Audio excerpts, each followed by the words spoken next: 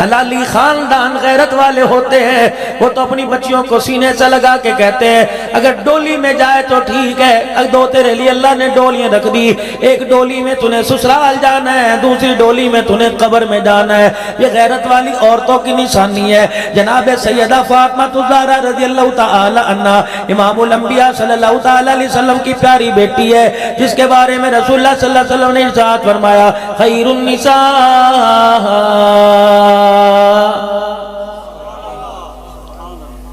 بہترین عورتوں میں عورت۔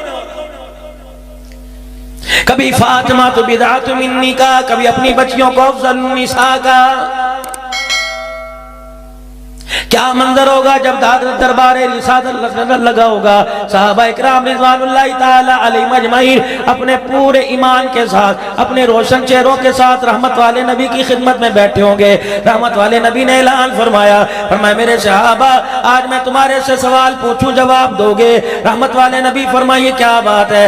آپ نے فرمایا میرے صحابہ بڑے بڑے علم کے پہاڑ بیٹھے ہو، علی علم کا دروازہ بیٹھا ہے، عبداللہ بن مسعود مفسر قرآن بیٹھا ہے، عبداللہ بن عباس رضی اللہ تعالیٰ عنہ بیٹھا ہے، اور لوگوں کاتب وحی امیر معاویہ رضی اللہ تعالیٰ عنہ بیٹھا ہے، عمر جس کی زبان پہ خدا بولے وہ بیٹھا ہے۔ آج مجھے جواب دو، میں سوال کروں گا خیر النساء، بتاؤ بہترین عورت کون ہے؟ آپ کی میری سمجھ میں آئے گا بہترین عورت وہ ہے جو غیر مرد کے ساتھ کھڑی ہے اور اس کی فلیکس لگی ہوئی ہے اور وہ ووٹ مانگ رہی ہے۔ ابھی غیرت والی خیر والی عورت وہ ہے، عقل مند وہ عورت وہ ہے جو سبزی والے کی سبزی اچھی لے کے آ جائے، کپڑے والے سے کپڑا اچھا لے کے آ جائے، 10 کی چیز 8 کے اندر لے کے آ جائے۔ اس سے بڑی صلاحیت والی عورت کوئی نہیں۔ کہتا ہے میں تو 1000 روپیہ گھر دے کے اندر آ جاتا ہوں، مجھے نہیں پتا روٹی کتھوں آندی ہے، میں تو گھر جاتا ہوں کھانا پکا ہوا ہوتا ہے، مجھے نہیں پتا بچوں کا یونیفارم کہاں سے آیا، ماں جانے بچوں کا اسکول جانے، ماں جانے دودھ والا جانے، ماں جانے سبزی والا جانے، ماں جانے عورت جانے، میری بیوی جانے آٹے کی چکی والا جانے۔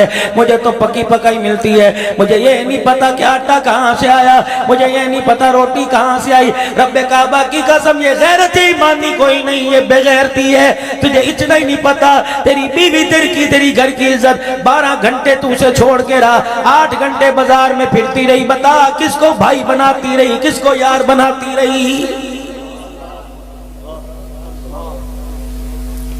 اسے بے غیرتی کہیں گے، اسے غیرت ایمانی نہیں کہیں گے۔ کہتا جی بازار والے مجھے اتنا نہیں جانتے جتنی میری بیوی کو جانتے ہیں، اور پھر بازار والے اتنا تجھے نہیں جانتے جتنا تیری بیوی کو جانتے ہیں۔ یہ اعلان تو نے کیا، ایک اعلان عرش عظیم کے مالک نے کیا کہ بازار والے تجھے اتنا نہیں جانتے جتنا تیری بیوی کو جانتے ہیں، جہنم والے تجھے اتنا نہیں جانتے جتنی تیری بیوی کو جانتے ہیں۔ نکال دیے غیرت کے جنازے۔ خیر النساء، گاؤں والوں تمہارے لیول کی بات کر کے جاؤں گا کیونکہ شہروں سے تمہارا واسطہ کوئی نہیں۔ بہت سکھی لوگ ہو، راتوں کو جلدی سو جاتے ہو، صبح اٹھ کے اللہ کو یاد کرتے ہو۔ ہمارے بازار راتوں کو بھی بھرے ہیں، صبح صبح ہمارے بازار میں کوئی دہی لینے گیا، کوئی دودھ لینے گیا، وہ آج کے رسول کیسے ہو سکتا ہے؟ فجر کی اذان سننے کے بعد دودھ لینے چلا گیا، خدا کے آگے سجدہ کرنے نہیں گیا۔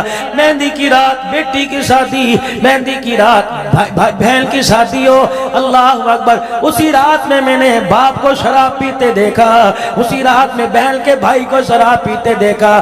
میں نے کہا جس قوم کو شراب کے گھونٹوں میں مزہ آنے لگے انہیں زمزم پینے کی اجازت کون دے رہا ہے؟ جی میں کون ہوں؟ میں عبد الحنان صدیقی کہتے ہیں۔ تو نے قرآن پاک کون سے سن میں پڑھا؟ جی میں نے 87 میں پڑھا۔ سنانا کون سے سن سے شروع کیا؟ 91 سے میں نے سنانا شروع کیا۔ کب تک سناتا رہا؟ 2009 تک میں قرآن پاک تراویح میں سناتا رہا۔ اچھا جی تیرا استاد کون ہے؟ حافظ محمد اسماعیل۔ ان کا استاد کون ہے؟ مولوی محمد الطاف صاحب۔ اچھا پھر یہ سلسلہ چلتا رہا۔ ہاں جی آپ نے بخاری کہاں سے پڑھی؟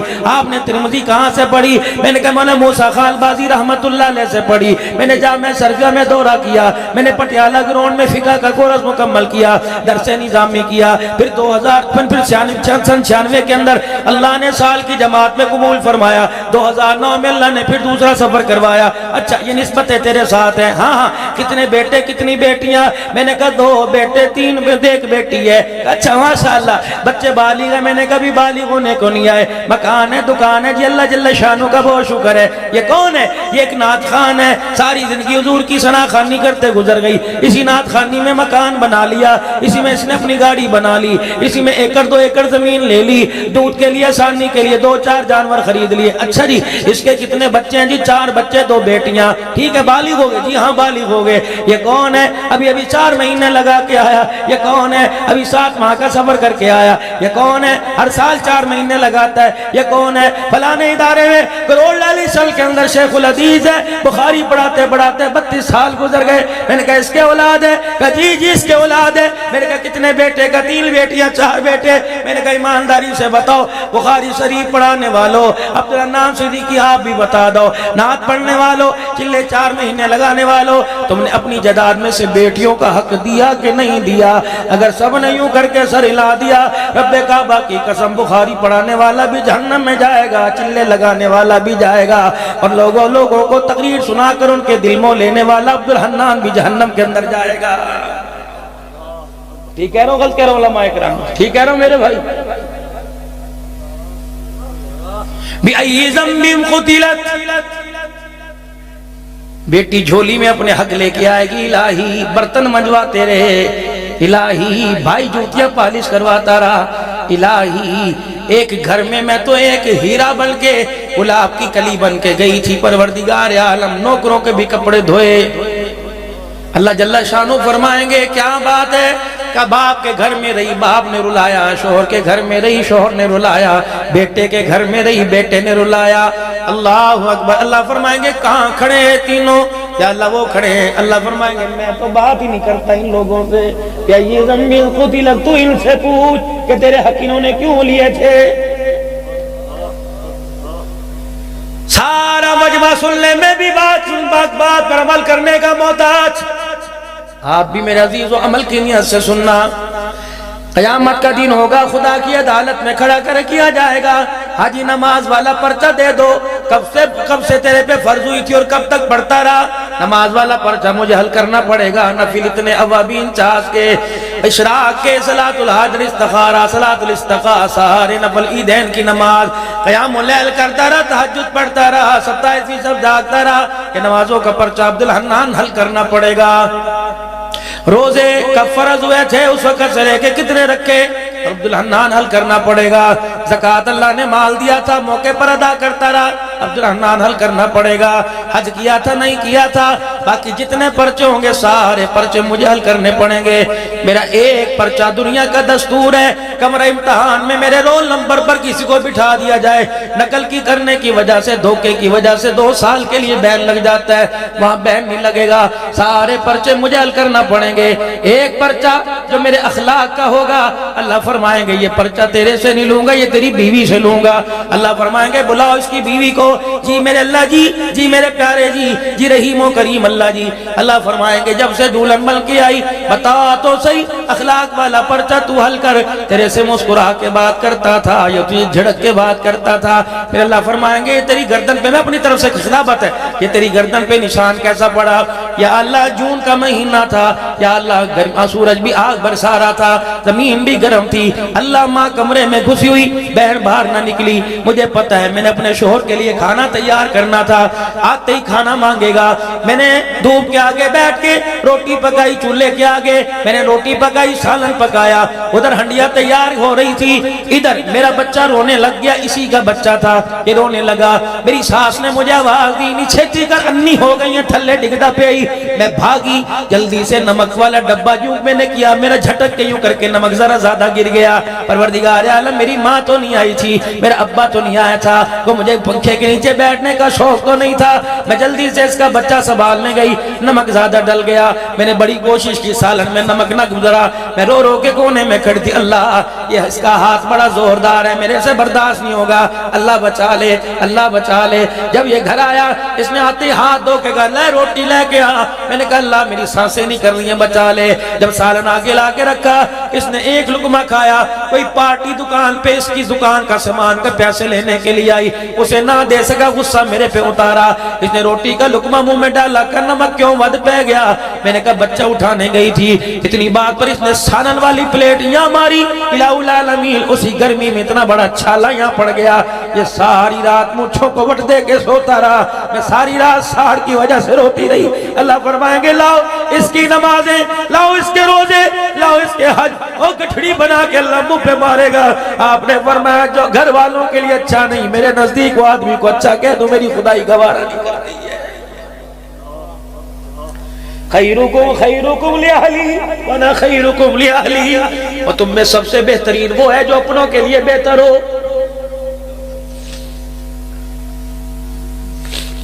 صحابی نبی کی خدمت میں بیٹھا ہوا ہے، آواز لگی بِأَمْوَالِكُمْ وَأَنفُسِكُمْ ذَلِكُمْ خَيْرٌ لَكُمْ إِن كُنتُمْ تَعْلَمُونَ، اللہ کے راستے میں اپنی مال جان کا نذرانہ پیش کرو، تمہارے حق میں بہتر ہے اگر تم جانتے ہو۔ صبح سے ایک صحابی کونے میں بیٹھا ہوا، کوئی آ رہا ہے جوں کا توڑا، کوئی ستو، کوئی آ رہا ہے کپاس، کوئی چاول، کوئی کچھ لے کے آ رہا ہے۔ آپ کی نظر اٹھی، شفقت والی نگاہ اٹھی، آپ نے فرمایا میاں کیا بات ہے، اٹھتا ہے تو بیٹھتا نہیں، بیٹھتا ہے تو اٹھتا نہیں، اٹھتا ہے تو چلتا کوئی نہیں۔ حضور کے پاس آیا، موٹے موٹے ہنجوؤں کے ساتھ رونے لگا، اس کے آنسو حضور کے پیروں پہ گرنے لگے۔ ماں سے زیادہ پیار کرنے والے، باپ سے زیادہ شفقت کرنے والے، نبوت والا سر پہ ہاتھ پھیرا، کہ کیا بات ہے، روندا کیوں ہے؟ یا رسول اللہ کوئی کھجور لا رہا، کوئی چھوارا لا رہا، ہائری میری بدنصیبی، میرے گھر میں کچھ ہی نہیں، میں بھی کچھ لے کے آتا۔ آپ نے اپنے نبوت والے ہاتھوں سے یوں آنسو صاف کیے، آپ نے فرمایا گھر میں بیوی بچے ہیں؟ کہ جی۔ فرمایا کوئی کھجور کی گٹھلی پڑی ہوگی؟ کہ نہیں جی، یہ کیا پتا ایک آدھ دانہ کھجور کا ہو۔ فرمایا جلدی کر جا اور گھر کے اندر وہ کھجور کا دانہ تلاش کر، اگر وہ ملے اپنی بیوی کے منہ میں پیار سے ڈال دے، تیری بیوی کھجور کا دانہ کھائے گی، پورے مدینے والوں نے جتنی خیرات کی تجھے سب کے برابر ثواب مل جائے گا۔ او لوگو گھر آیا کرو، کبھی خالی ہاتھ نہ آیا کرو، نہ 200 روپے کا فروٹ، 50 روپے کا خالی ہاتھ نہ آیا کرو۔ ہم نے بڑوں سے سنا تھا کہ کوئی آدمی اپنے گھر خالی ہاتھ آتا ہے ایسا جیسے قبرستان سے آیا ہوا ہوگا۔ پھر گھر میں لاؤں تو کس کو دوں؟ بیوی کو دوں، بیٹے کو دوں، بیٹی کو دوں؟ چلو چلو دروازہ کھٹکھٹاؤ، گنبد خضرا کے مکی کا سرکار۔ امت یہاں پھر ڈاواں ڈول ہو گئی۔ میرا ایک بیٹا ایک بیٹی ہے، دونوں میں 8-9 مہینے کا فرق ہے۔ وہ بھی ابو ابو توتلی زبان سے کہتا ہے، یہ بھی ابو ابو توتلی زبان سے کہتی ہے۔ اے اللہ کے نبی جب میں گھر آؤں میں فروٹ کا تھیلا لے کے آتا ہوں، دونوں چرپائی سے کود مارتے ہیں اور بھاگے بھاگے آتے ہیں، کہتے ہیں ابا آ گیا، ابا آ گیا، اور دونوں تھیلی کی طرف لپکتے ہیں۔ حضور بتلاؤ تھیلی بیٹے کے ہاتھ میں دوں کہ بیٹی کے ہاتھ میں؟ سرکار چاہو کہ بیٹی کے ہاتھ میں تھیلی پکڑا، کیا پتہ سسرال میں جانے کے بعد فروٹوں کی تھیلی ہاتھ میں آئے گی، یہ ساری زندگی جھاڑو اس کے ہاتھ کے اندر آئے گی۔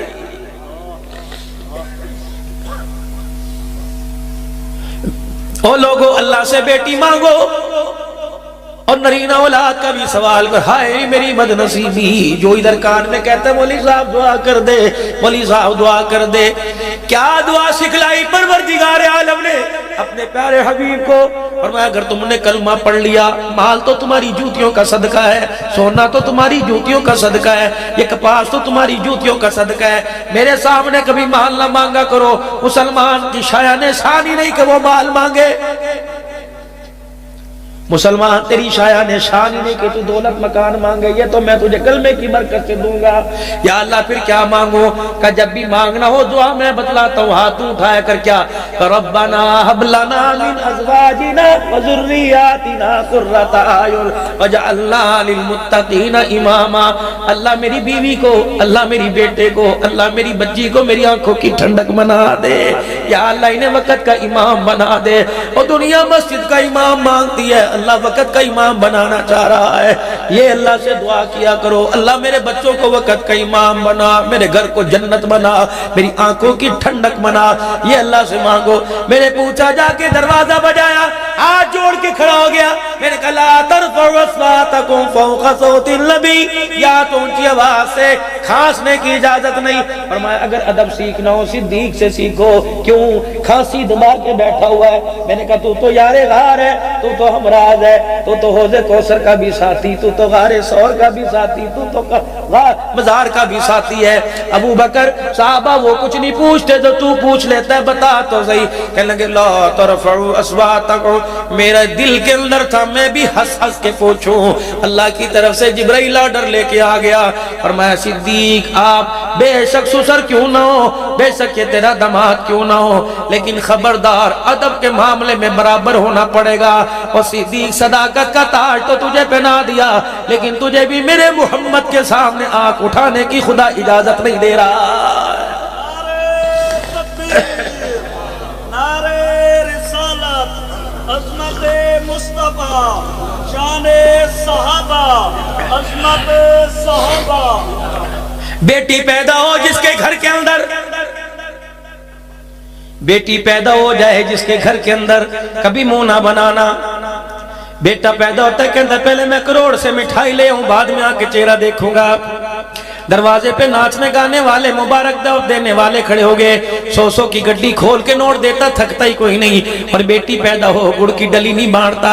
یہ علماء اکرام سرپرستی فرمائیں گے. فرمایا بیٹی جس کے پیدا ہو کروٹ بدل کے لیٹے, سوچ رہے کیا کروں گا.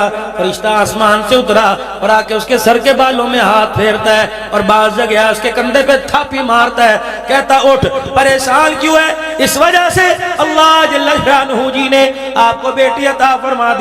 اللہ فرماتے غم نہ کر, تیرے غم میں نے اپنے ذمہ لے لیے, تیری پریشانیاں میں نے ذمہ لے لی. اللہ فرماتے تجھے بیٹی کا باپ بنایا, قدم اٹھانا تیرا کام ہے, ہر قدم پر امداد آسمان سے اتار دینا میرا کام ہے. پریشان نہ ہونا, میں نے بیٹی دی ہے. رحمت دو عالم علیہ السلام کی بات آپ نے فرمایا خیر النساء, بہترین عورت کو ہونے جو یہاں سے رکشے میں بیٹھے سارے گھر کا سامان لے کے, مرد کو پتہ بھی نہ چلے لے کے آ جائے, یہ بہترین عورت ہے. بہترین عورت کیوں کون ہے؟ جو وابڈا کے دفتر کے اندر جا کے بجلی کے بل میں کمی کرا کے آ جائے. بہترین عورت وہ ہے جو زکوٰۃ کے آٹے کے چھیلے تقسیم ہو, ایک کے چکر میں 2 لے کے آ جائے. بہترین عورت وہ ہے جو الیکشن مہم میں الیکشن جیت کے 50,000 ووٹوں کی مالک بن کے اسمبلی کے اندر چلی جائے. بہترین وہ ہے جو تیرے علاقے میں واٹر سپلائی کا افتتاح کرے. نہیں, بہترین عورت کون ہے؟ سارے صحابہ موجود, حضور نے فرمایا خیر النساء, بہترین عورت کون ہے؟ صحابہ اکرام نے اپنی اپنی طاقت عقل کے مطابق جواب دیے. حضور نے کسی کو منع نہیں کیا, آپ نے انہیں فرمایا نہیں, صحیح نہیں. سارے صحابہ بیٹھے, آپ نے فرمایا تم صحیح کہہ رہے ہو, لیکن میرے جواب کا یہ مطلب نہیں. علی انا مدینۃ العلم علی بابها, اٹھو آپ تو علم کا دروازہ ہو. یہ خیر النساء کا مطلب کیا کہ جب ابو بکر جیسے جواب نہ دے سکے, عمر جیسے کاتب وہی, معاویہ جیسے, تو علی کیا جواب دے گا؟ فرمایا میں سب سے پیچھے بیٹھا تھا, میں اٹھا, میں سیدھا خاتون جنت کے گھر اپنے گھر چلا گیا. میں نے کہا فاطمہ علی کیا بات ہے؟ پہلے پانی پی, ٹھنڈا سانس تو لے. کہا اللہ اکبر, آج تیرے ابا جان نے مسجد نبوی میں صحابہ کی جھولی میں ایسا سوال ڈال دیا کہ جواب کسی کو آنا مشکل ہو گیا. کہ کیا مطلب؟ کہ خیر النساء کون ہے؟ مائی نے ہاتھ پہ ہاتھ مارا, کہنے لگا علی یہ بھی کوئی مشکل سوال ہے. اللہ اب ادھر آ, میں تیرے کان میں بتاؤں, تو مسجد میں جا کے اعلان کر دینا, آج تیرے نمبر مل جائیں گے. سیدہ فاطمہ نے کان میں کوئی گسر بسر کر دی, کوئی بتا دیا. حضرت علی وہ ڈائیاں مارتے, چھلانگیں مارتے مسجد میں چلے گئے. یا رسول اللہ مجھے جواب آتا ہے. آپ نے فرمایا کیا؟ کہ پوچھئے آپ نے کیا سوال کیا؟ کہ خیر النساء, بہترین عورت کون ہے؟ حضرت علی کہنے لگے جی میں بتاؤں. آپ نے فرمایا بتا. کہ بہترین عورت وہ وہ ہے کہ جس نے ساری زندگی میں کسی غیر محرم کا چہرہ نہ دیکھا اور غیر محرم نے ساری زندگی میں اس کا چہرہ نہ دیکھا ہو۔ اللہ اکبر۔ رحمت والے نبی حضرت علی کی طرف دیکھ کے ہنسنے لگ گئے، پھر اچانک ہنستے ہنستے آنکھوں میں آنسو آئے، پھر نبوت والے دامن کے دونوں کونے پکڑ لیے، پھر کونے اپنے ہاتھ میں لے کے حضور فرما رہے، اے اللہ میری فاطمہ کو جزا دے دے، اللہ جنتی عورتوں کی سردار کا تاج دے دے، اس کے جوانوں کو جنت کی سرداری کا تاج دے دے، اللہ میری فاطمہ کے درجے بلند کر۔ صحابہ سر جھکا کے جواب تو علی نے دیا، دعا فاطمہ کو مل رہی ہے۔ یہ آواز میرے نبی کے کان میں پہنچی، آپ نے فرمایا صحابہ بتاؤ تو صحیح کیا خاموشی سے بات کر رہے ہو؟ کہ یا رسول اللہ سمجھ نہیں آیا۔ جواب علی لے کے آیا اور بول، اور دعا فاطمہ کو مل رہی ہے۔ آپ نے فرمایا میں نہیں بتاتا، علی سے پوچھو جواب کس نے دیا؟ علی نے کہا ہونٹ میرے ہلنے، جواب تو محمد کی بیٹی فاطمہ تو زہرا نے دیا۔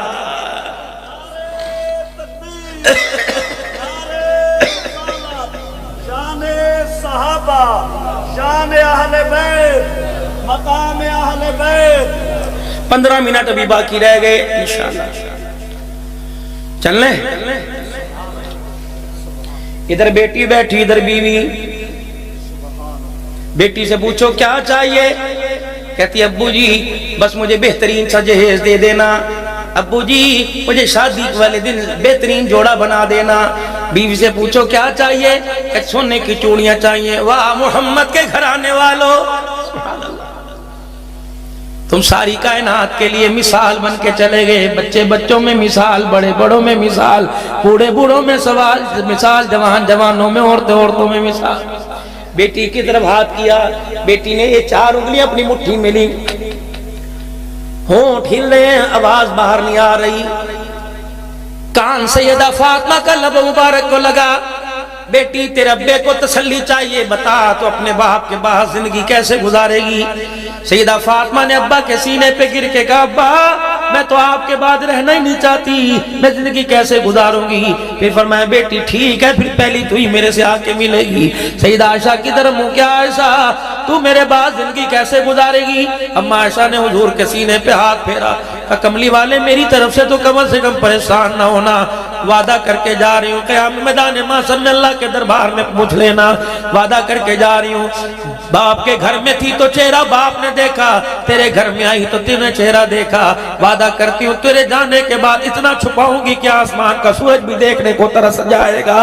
اور میرے عزیزو سیدہ عائشہ کی سہیلی حضور کی رحلت کے بعد، نبی کے پردہ فرمانے کے بعد اما عائشہ کی سہیلی آئی، دروازہ بجایا، من دق الباب، کون دروازے پر؟ کہ تیری سہیلی وہ تھے جو تیرے اماں کے گھر میں گڈیوں پٹولوں سے کھیلا۔ اچھا وہ آئی ہے، آجا آجا۔ جب سہیلی آ گئی کیا بات ہے؟